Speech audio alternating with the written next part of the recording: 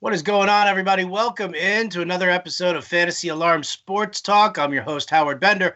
With me today, Adam Ronis. Why Adam Ronis on a Friday? Well, we got some stuff to do. We got work going on here. Adam Ronis and I going to be teaming up on a new podcast for Fantasy Alarm that you guys will be hearing about shortly. But more importantly here, Adam, we are gearing up for some MLB drafts this weekend. Next weekend, going to be a very, very busy time for those who are still looking to participate in MLB's 60-game season for fantasy purposes. So, I was, talking to Jim Bowden about the possibility he's going to give me a top 10 list of undervalued players who he thinks should be used for fantasy. Wanted to talk to you basically about the same. Now, do you have drafts actually coming up? I know you're working a draft for the NFBC, but do you have any personal drafts happening?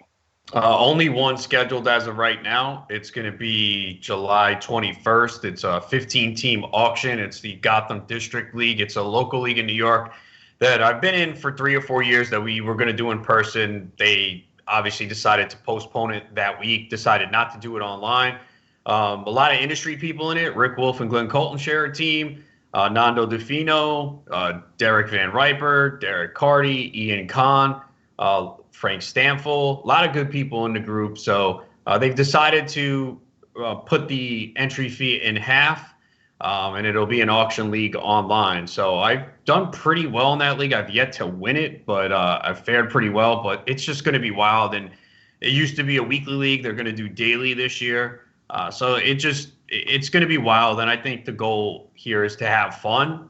It's going to be a headache, I think, this year. I mean, I just updated my rankings right now again on Fantasy Alarm, and I'm sure there'll be like 17 more updates to come before the start of the season. Buster Posey decided today he's going to sit out. So, again, we haven't really seen impactful names yet outside of David Price, but we could have more coming. So, and the biggest thing we're trying to figure out now is what are teams going to do with their rotation, the starting rotations. That's going to be a big thing. We've already seen some starters go 5-6 innings, up to 80 pitches. That's a great sign. But I think we're going to see some teams let their starters go 2-3 innings, hand it over to the bullpen. So I think that's a lot of the information that we're trying to get over the next couple weeks to sort things out. I wouldn't want to draft this weekend. I really wouldn't, because, if you're redrafting and then you do it this weekend, you might be hit next week with several players being out again. So what's the point? I mean, I know there's a time crunch again, and it goes back to why I don't think you can redraft every single league. We know Tout Wars is not doing it. Labor's not doing it. The 2 leagues where I'm a commissioner, I'm not redrafting.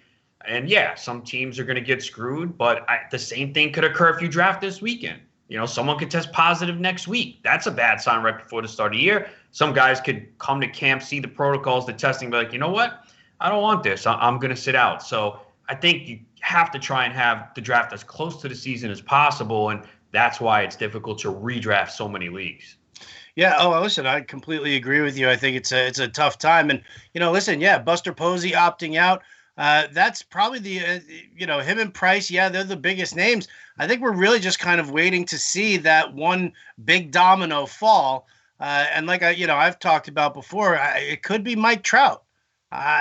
Firstborn, high school sweetheart that is his wife. I mean, they've been together forever.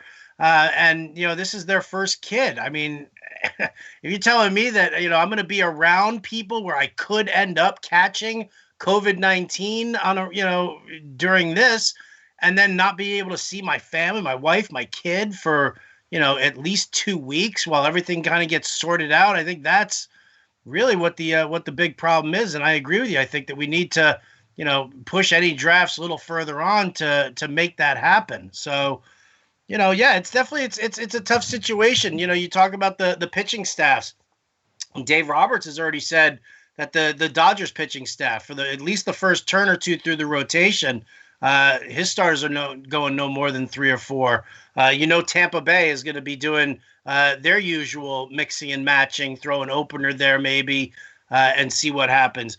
Joe Madden running the Angels. We could probably see something happen with that as well. I think some of your more elite starters, your Jacob deGroms, your Luis Castillos, like those are the guys who are going to be throwing. And now all of a sudden, that to me kind of puts a little bit more of a premium on those guys when you're talking about drafting. We've been sitting here saying we don't know what's going to happen.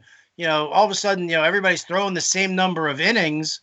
So that kind of suppresses where, your immediate need for starting pitching. Well, now that we're seeing what we're seeing, yeah, suddenly grabbing that ace or two might be a little bit more of an important factor for you to anchor your rotation than anything else, because these are the guys who could actually go 5-6 innings on a regular basis and actually catch the win.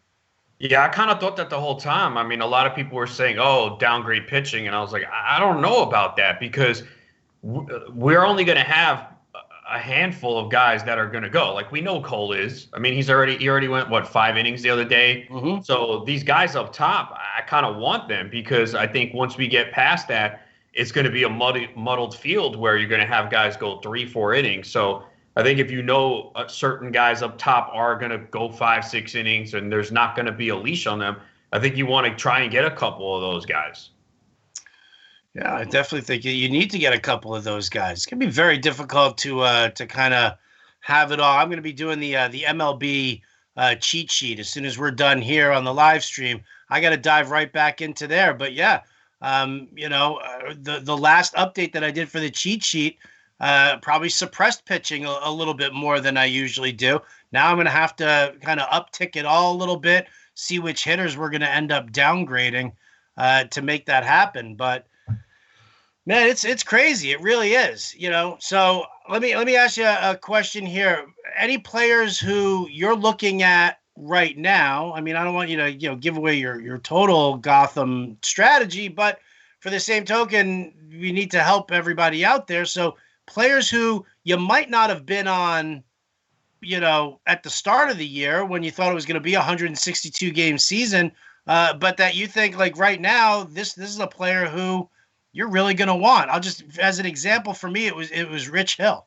I mean, right there's a dude who never stays healthy. He's only going to, be required to make like a dozen starts.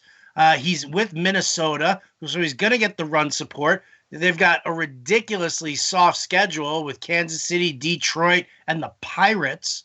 So, Rich Hill's suddenly a guy who really intrigues me. Anybody that you're looking at?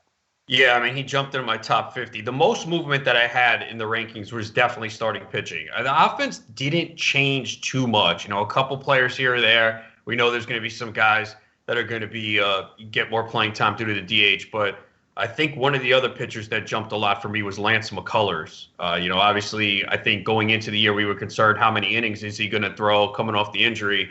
But I think he's going to be fine pitching for a good Astros team. So he really moved up my board. And based on my rankings, I haven't really seen any ADP. I haven't really looked at it yet because I know there haven't been too many drafts, and I tend to look at the high stakes ADP. But I think McCullers is probably a guy you'll probably get around 10 or 11. So he's a guy that moved up. I was really high on Kenta Maeda to begin with, but he moves up even more now. Pitching for Minnesota, again, shortened season. Maybe at the beginning of the year people were concerned, well, the Dodgers moved him in and out of the rotation. How many innings can he go? But 60 games, I think they're going to let him fly. You don't have to worry about any of those incentives. Good Twins team, a great offense to back him. We talked about some of the weak teams there in the AL Central. So, he's another guy that moved up. Nelson Cruz really moves up my board. I mean, that's a guy that I feel like I'm coming out of the auction with him. I'm going to be aggressive on him. I liked him a lot to begin with, and I don't have him on teams, and I don't know why, because I've always been a huge Nelson Cruz fan. I feel like I talk and write the same story for the last 5 years, and it's always Nelson Cruz is undervalued. It's kind of like David Ortiz because he's only utility and he's getting older. Yeah, he's 39 years old now, but he was near the top of the leaderboard in StatCast last year.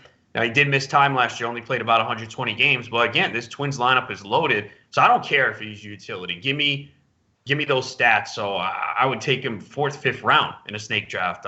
So he moves up my board as one of the hitters. But it's really a lot of the pitchers. I mean, I was high on Mike Clevenger to begin with, but he's in my top 5 now. I took him in Tout Wars. That was early March when we knew he was injured. And at that point, we thought the season was going to begin on time. We didn't know about the delay yet. And I took Mike Clevenger, I believe, at 3-2 in a 15-team league. And I know some people probably were like, wow, you reached on him. But no, I knew that he would miss maybe a month at most. And when I'm drafting for a 6-month season and I have unlimited IL spots, I don't worry about the first month. I'm looking long term. Another guy, obviously, too, is James Paxton, and I got him in Tout Wars like round 15.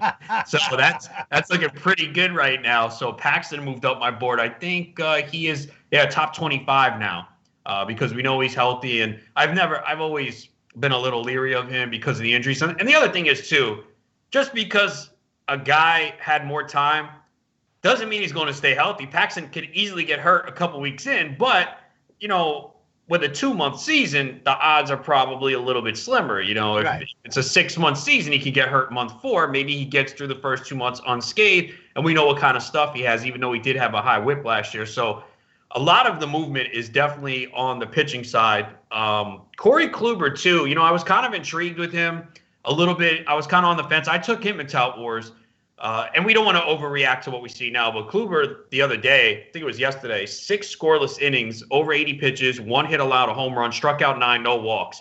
And I know one of the arguments in the past, and if people are doing this now, they're doing it wrong. Well, I don't want to draft Corey Kluber. He starts slow. Well, we don't know why he started slow. A lot of it could have been pitching Aprils in Cleveland where it's cold. So Kluber certainly moves up for me. But yeah, a lot of it is the starting pitchers. And now the other thing that we have to figure out, and I'm kind of still sorting through this, who are these relief pitchers that are going to see a boost, that get to go 2-3 innings, that slide behind the starter? We've had Ryan Yarbrough and Chirinos with Tampa, but I was big on Freddie Peralta, and I drafted him in a lot of leagues. I mean, he could be that guy. I mean, the Brewers probably going to, and they've been, very conservative with their starters at times. So we could see their starters go 2-3 innings, bring in Peralta. He could go 3 innings, strike out 6, and get a win. Same thing with a guy like Corbin Burns. Drew Pomeranz, another guy. So those are the guys that you really have to keep an eye on. And you're going to want to get a few of those guys late in your draft, especially in a daily format. It's more important than ever. The Mets closer, they didn't announce Edwin Diaz. I mean, so do they go committee? Is it Seth Lugo? Betances only throwing like 92, 93. So that's another situation to watch. Kenley Jansen hasn't reported to camp. Do we know why? Could it be his heart issue? Remember, he had a heart issue. Is he having second thoughts about pitching? All right, Blake Trinan now moves the door. So there's still a lot of questions. Starling Marte hasn't reported yet. And of course, when we see all this, we start to say, COVID-19. But it could be other issues. And some players might have asthma that we don't know about. I know Charles Robinson tweeted that today from Yahoo Sports. There's some NFL players that have asthma that are seriously thinking about sitting out. So there's still so much. Even though we're 2 weeks away from the start of the season, there's a lot of unanswered questions here. There are tons of unanswered questions here. Just to throw a couple of names at you for that pitching aspect, Ross Stripling and Dustin May for the Dodgers are going to be two guys that you. One of them might start and go 2-3 innings, and the other guy piggybacks. We want the piggyback guy, right? Better shot at getting a win. So, I think they're going to do that in a variety of different ways. Emilio Pagan, handling the work for San Diego, definitely an interesting option as well. So, what's his name? Robert Stevenson from the Reds is another guy. Although the Reds with Trevor Bauer, Luis Castillo, I don't necessarily know how much they're going to hold back those starters. They're all, pretty anxious to go. So, and to your point on Nelson Cruz, I don't get why people do that either. I argued with people till the cows came home about David Ortiz. Oh, I don't want to take up my spot. Really? Who else are you going to get that's going to pop you 40 home runs with 120 RBI every single year, and he's sitting in your utility spot? You don't have to move him. You don't have to take him out. You don't have to worry about it. I'm bullish on Nelly Cruz there as well. So I'm definitely in on all that. But yeah, listen, I mean, sifting through the middle relievers definitely going to be an interesting aspect, and how much you're going to elevate them. Again, you're also dealing with a number of possible opt-outs. So as far as Starling Marte goes, dealing with the death of a child from a couple of months ago. I mean, that's obviously going to weigh on you. And do I take the risk, or do I spend more time with my family? That's, going to be that's why I think that we're really we could be looking at a serious domino effect very, very close to the season. Like when it's like push comes to shove and the clubs are like, are you coming back or are you not coming back? Are you going to be in this lineup or are you not? Because they're going to have to, each club's going to have to make moves, roster moves to fix their 60 man.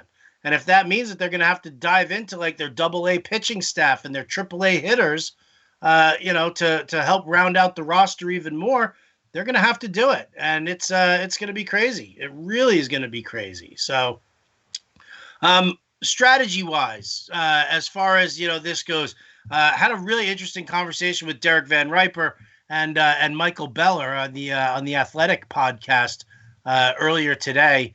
That's actually out. You just I retweeted it before. One of the things that we started talking about in that aspect, because one of my home leagues, we've turned away from, because it's a keeper league. You can only keep the guys for 3 years, and then everybody goes back into the pool, and you start over. This just happens to be the year that everybody's going back into the pool, and you start over. So what we said was we didn't want to have to like deal with drafting based on, keeper value and stuff like that because of what's going on with COVID. So what we did was we turned it into basically a tout daily thing where we set up a league on DraftKings and we're going to play every single day. We're not just doing it weekly. We're going every day, set a lineup, keep those scores going. We'll have the leaderboard, payouts to the top 3 teams, just, the exact same way. So all of a sudden, Beller and I started talking about the possibility of stacking, not just in DFS, but in seasonal as well. And when you look at this schedule, I gotta tell you, man, stacking Reds, that Castellanos, Eugenio Suarez, Mike Moustakas trio right there, Oakland A's with Chapman, Laureano, Semien, and Matt Olson. Like, that's another great group. We talked about Milwaukee bats in there just to kind of, Keston Hira with a number of guys, where you could actually like legitimately do it. It's tough to say I'm going to stack Cleveland Indians when you're never going to get Jose Ramirez and Francisco Lindor together unless you're in an auction league. So we were kind of going on that. I'm curious as to your thoughts here for this 60-game sprint. You ready to start stacking? I mean, you could. It's probably not something that I'm going to go in thinking I'm still going to take the best players off the board. I mean, we talked about this, I think, a month or two ago, and I thought that the Twins were a team that were very undervalued. I mean, they're one of the best offenses in baseball. I mean, that's a team you legitimately can stack. I mean, I think at the time when we had the discussion, like Nelson Cruz was the only player going top 70. I mean, you could get Cruz, you can get Donaldson, Kepler, Polanco, Garver. I mean, that's a team you absolutely can do it with. And we know, again, Royals and Tigers for a majority of their schedule. And some of the NL Central pitching is really not that intimidating. You mentioned the Reds. They also get to face the Tigers, I believe, 6 times. I mean, that's their rival. So that helps as well. So, yeah, I mean, I think you could do so many different things just because we really don't know what's going to happen. And it just makes it a wild season. So, yeah, I mean, you could do that. I don't think consciously I'm going to go in doing that. I mean, I like a lot of those players on those teams anyway to begin with. I like a lot of the Twins, like a lot of the Reds. And some of those Reds, I think, are a little undervalued to begin with anyway. So I think it's possible. I mean, there's so many different things you can try and do. And if there's any season to do it, it is this, just because we only have 60 games and we know it's just such a small sample from what we're used to. It is. So just because, you've talked about this. This is the season to have fun. This is the season to try I say stuff. That, but I'm not going to have fun if I'm losing. I can tell you that right now. Sometimes it's for me to tell everyone else to encourage them. Come on, dude. Listen. I get it. I know how I am, bro. I know how you are. I know how competitive you are. Don't tell me I don't know how you are. But at some point or another, you have to just turn around. Everybody out there, close your baby ears right now. You got to say fuck it. All right? I mean, just remember the movie Risky Business? Yeah. What the fuck? You can't say it. You can't do it. Sometimes, Adam, you have to put that competitive just sense aside and say, you know what? I'm just going to go for broke here. I'm going to try this oddball strategy. If it works, great. If it doesn't, oh, well, it's not that big of a deal. I'm not asking you to put $1 million on it, Adam. I know. I'm just not wired that way, man. Like last year in football, I think I had a chance to win like 11 or 12 championships and I won 4. And I've been reminded over the last few months about some of the finals that I lost, and it sticks with me, man. I just go back and I'm like, damn, what happened? Then I look, one team had Derrick Henry sit out week 16, Chris Godwin got hurt, and it's just like, oh man. It just goes to show you though how tough it is to win a championship. The goal obviously is to get to the playoffs in fantasy football specifically, and then anything can happen. But still, when you're the 1 seed in those leagues and you lose, I mean, this is back in December, and I'm still here worried about it when some people would be like, well, you should be celebrating the 4 titles. But I don't look at it that way. The losses kind of hit me harder. So I can sit here today and say that, which is why I was surprised. So in my home league, I've dominated, right? And some people have quit because they're like, I'm donating money to your kid's college. They don't realize I have no freaking kids. So, but I put up a vote, like, do you want to finish the season?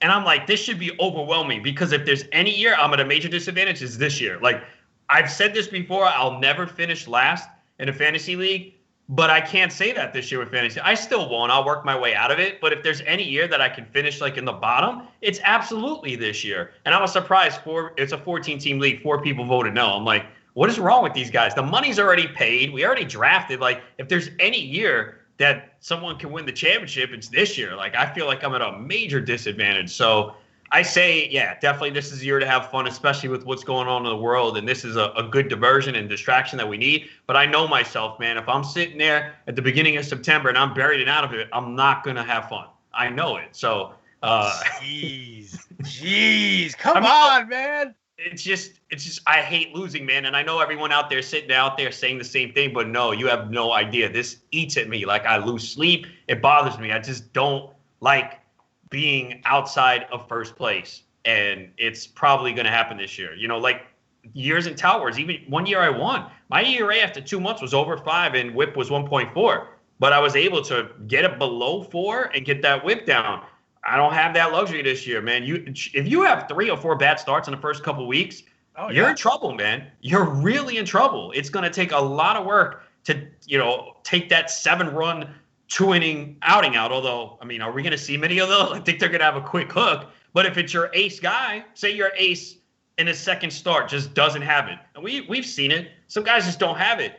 They're going to be more patient with that guy. They'll let him go out there like, oh, he's our ace. He'll work through it. Because we've seen some aces struggle in the first inning. And that's usually the time, as an offense, we got to get to him now. Because if we let him get out of this inning, that's it. He's going to settle in and cruise through innings 2 through 6. That happens a couple times to you the first couple weeks. You could be in trouble. It sounds like, oh, no, it's a 2-month season, man. It could take a while to get that ERA and whip back to respectability where you can compete. So it's going to be a challenging year. But, yeah, for all of you guys, have fun. I'll try. But if I'm not doing well. I'm telling you, you know what? I mean, seriously, like, it's going to be my determination to force you to blow off some of these things. I'll jump on with Fensty and you on Alarm After Hours. You know what? I mean, I'm telling you, because listen, I've got shares of Clevenger all over the place, and he's my boy too. Clevenger goes 2 1/3 and gives up 7 earned runs, and you're on Alarm After Hours. You bet your ass I'm coming on there, and I'm going to talk about it incessantly. Well, yeah, and then I'll be pissed off, and then you just fill in for me the rest of the show as I break. Grumpy Ronis. I got Ronis. That's what we're calling you. Dude, Mike Trout is the question mark, but in LABR, man, I have Trout, Betts, Lindor, Clevenger, and DeGrom, man. I know it's only a 12-team league, but pretty pleased with that team. Hey, whoa. Which league is this? LABR, the mixed league. How the hell did you get? Wait. Auction. Okay. My plan was spend big, right. Spend big early, and it was Lindor, Betts, Trouts. Clevenger only went for 16 because remember he was banged up. Mm-hmm. So I said, all right. And then even in the reserve round, I took injured players. Verdugo, he boosted up my ranking. Nick Senzel, he gets a boost, and Cole Hamels, not a major boost, but I took them because they had the unlimited IL. So I know there's some people who got unlucky probably, but Trout is I'm very interested to see where Trout goes in that big money league next week, because here's the bottom line, and you touched upon it a little bit earlier. He's going to miss games. The question is how many. And I'm not sure what the protocol is. I think they give him a 3-day paternity leave. Now, can he come back, take a test, 2 tests, be negative, and then return like 5 days? I don't think he has to sit out 2 weeks, but I'm not 100% sure of the rules. So, but we know he's going to miss time. The question is how much. Like, how can you take him top 3 right now, knowing he's going to miss some time, or even top 5? I mean, I pushed him down my outfield rankings, but I might have to push him down more. But there's no way I'm taking him in the top 3 right now. Yeah, that's going to be a very interesting thing. The big question that I have is what am I going to do? Because I've been the one that's been saying this over and over again. You telling me that, somebody on the Angels test positive for COVID on like August 2nd. Like, you telling me that Trout's going to want to like he's going to have to take a test right there. They still might need to quarantine him for 2 weeks, waiting before he is even allowed to go see his kids. So, but I mean, again, this dude also has this ridiculous like sense of obligation to MLB, being the face of baseball right now, that he's kind of torn in that sense as well. So the question is what if he says, no, you know what? I've thought about this. It's got to be all or nothing. And if I'm going to play baseball, I have to, forego this. And I don't want to forego this. And I will do my best to see if I can make it happen. But yeah, I mean, I think that this could end up being an all or nothing season for Trout. And that scares the bejesus out of me. It really does, especially when I have to like figure out where it's going to be. But like I said to you, man, I put Christian Yelich number 1 on my rankings overall right now, because it's not just the stolen bases and the batting average and the home run power, and it's the schedule, and it's the fact that I haven't heard spit about Christian Yelich worried about whether or not he was going to play this year. Yeah, I mean, I said it back in February and March. I didn't understand why Yelich wasn't in the conversation for number 1. I mean, it always seemed to be Acuna or Trout, and most people had Yelich 3. And I took Yelich number 2 overall in tout over Acuna. Trout went 1 because it's OBP, but Yelich to me has been one of the best baseball players in the last 2 years, and I don't understand. I mean, what was it? I guess the knee issue people were worried about, but he was scheduled to start the year, and maybe he doesn't run as much, but now he's had this time off. Great park to hit in. I know the Brewers lineup is not as good as it has been in recent years, but I'm not really worried about that. And Yelich just huge batting average advantage too over the last couple of years. And anything could happen in 2 months. I mean, he could hit 280, he could hit 380. I mean, that's the thing with average is kind of tricky right now. It is a category that fluctuates to begin with. I mean, go look at Bryce Harper's career averages. They're all over the place.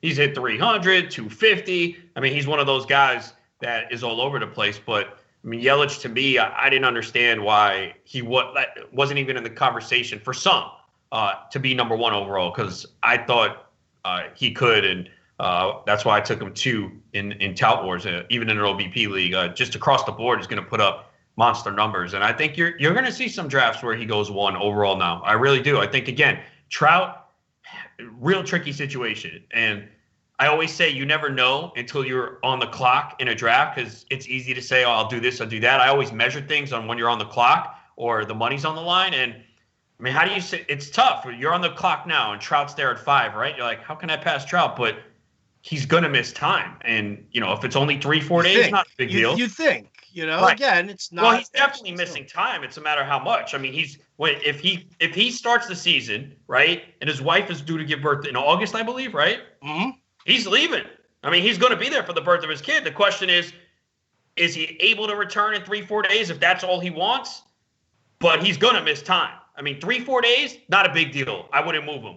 But if it's 2 weeks, big problem. I mean, 2 weeks out of a 2-month season, it's a significant chunk. Even though you can replace him, I understand that. But what if he decides, I'm not coming back, I don't want to risk it? There's just so many things that could happen that we just don't know. And if you're playing, he's going to make up for it. He's going to make up for it all, Adam. September 11th, 12th, and 13th. Put it on your calendar right there. Mike Trout at Coors Field. That right there.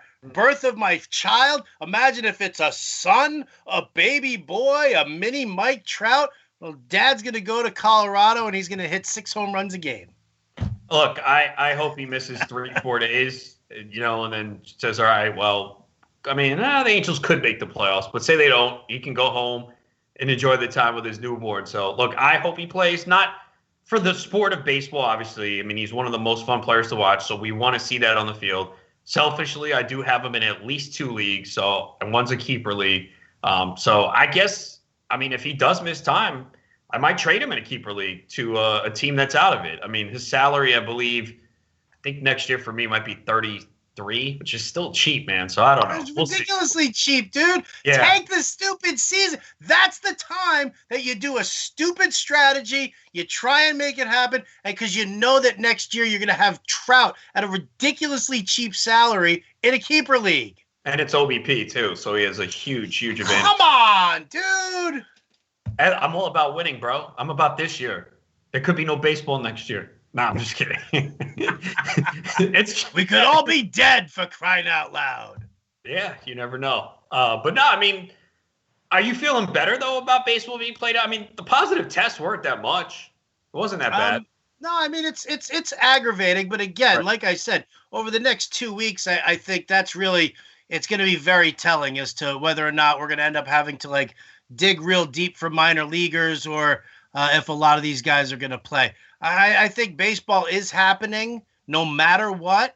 The quality of play that we're going to see, that's going to be a different story, because if the dominoes do fall and we start seeing a number of top players saying it's just not worth the risk, well, then there you go. And we're going to have to just kind of suck it up. I mean, listen, we're dealing with it with football. You said guys with asthma. J.J. Watt was like, I have to wear a face shield, I'm not playing.